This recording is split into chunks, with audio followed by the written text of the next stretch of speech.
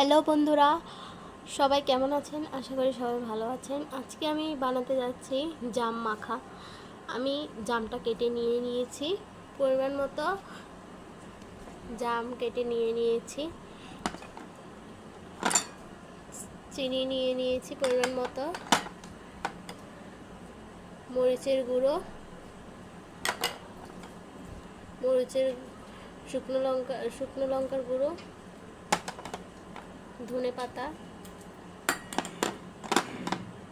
লবণ নিয়েছি পরিমাণ মতো। এখন আমি জাম মাখা বানাবো।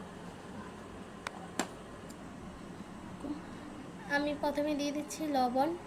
আমি আমার পরিমাণ মতো দিয়ে দিচ্ছি, আপনারা আপনাদের পরিমাণ মতো দিয়ে দেবেন। তারপরে দিয়ে দিচ্ছি শুকনো লঙ্কার গুঁড়ো,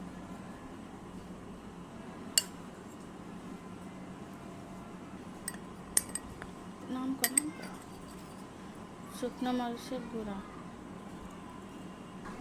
তারপরে দিয়ে দিচ্ছি চিনি, তারপরে দিয়ে দিচ্ছি ধনে পাতা,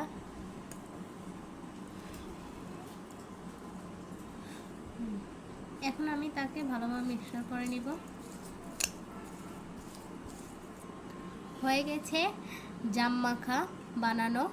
এখন একটু টেস্ট করে দেখি কেমন হয়েছে।